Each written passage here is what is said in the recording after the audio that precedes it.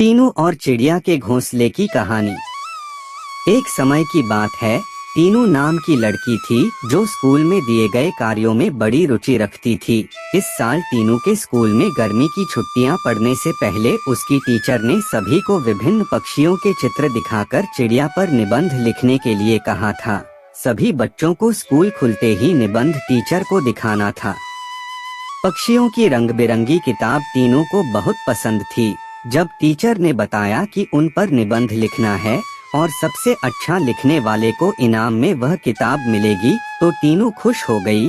Teacher ने सभी पक्षियों से जुड़ी कुछ कहानियां भी बच्चों को सुनाई। उसके बाद स्कूल की गर्मियों की छुट्टियां पड़ गईं।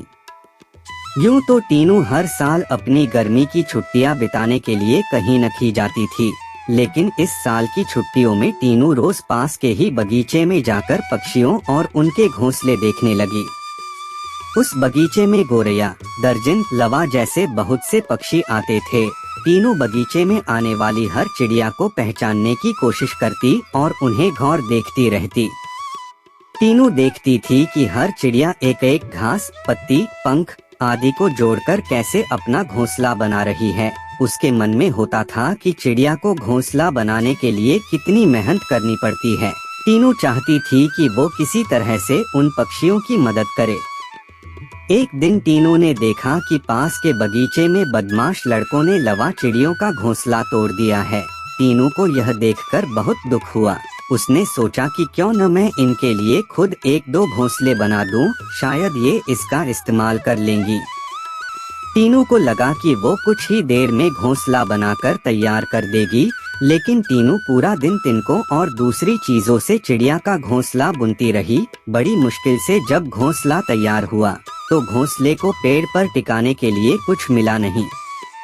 टीनू की माँ यह सब देख रही थी।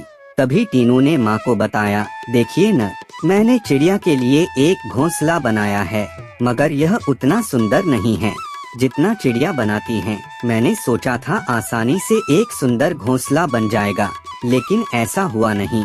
यह घोंसला अंदर से काफी कठोर बन गया है। क्या आप इसे मुलायम बना देंगी? किसी तरह से टीनू की माँ ने उस घोंसले को थोड़ा ठीक किया। उसके बाद टीनू ने उस घोंसले को धागे की मदद से पेड़ पर टिका दिया।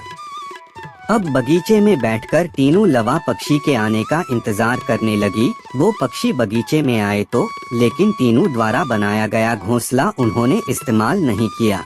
टीनू के साथ उसकी माँ भी बगीचे में आई थी। उसने टीनू को उदास देखकर कहा, तुम परेशान मत होना, अभी चिड़िया घोंसले पर आ जाएगी। तभी एक लवा पक्षी ने आकर टीनू द्वारा बनाए गए घोंसले को तोड़ दिया।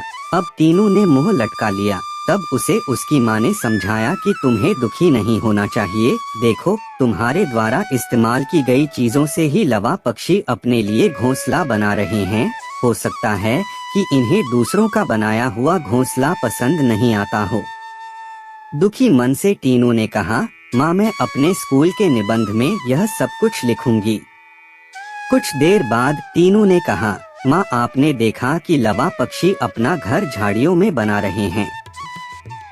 जवाब में टीनू की माँ बोली, हाँ बेटा, मैंने सुना था कि लवा पक्षी अपना घोंसला किसी के घर के रोशनदान या पेड़ पर ही बनाते हैं। आज यह नई बात पता चली है। कुछ और दिनों बाद टीनू ने लवा पक्षियों के बारे में एक और बात जानी कि वो सीधे उड़कर अपने घोंसले में नहीं जाते। घोंसले से कुछ दूर ठहरकर इधर उधर कूदते हुए वो अपने घोंसले तक पहुँचते हैं, ताकि किसी को उनके घोंसले का पता न चले। थोड़े ही दिनों में स्कूल की गर्मियों की छुट्टियां खत्म हो गईं। टीनू ने स्कूल जाकर लवा पक्षी के बारे में लिखा और निबंध प्रतियोगिता जीत ली। इनाम में मनपसंद चिड़ियों वाली किताब मिलने पर टीनू खुश हो गई। प्रतियोगिता जीतने के बाद भी टीनू रोज चिड़ियों की चहचहाहट सुनने के लिए उस बगीचे में जाकर घंटों बैठती है, मानो उसकी चिड़ियों के साथ दोस्ती हो गई हो। कहानी से सीख। चिड़िया के घोंसले की कहानी से यह सीख मिलती है कि छोटी छोटी बात पर मन दुखी नहीं करना चाहिए। साथ ही आसपास की चीजों पर गौर करने से हमें काफी कुछ नया जानने को मिलता है।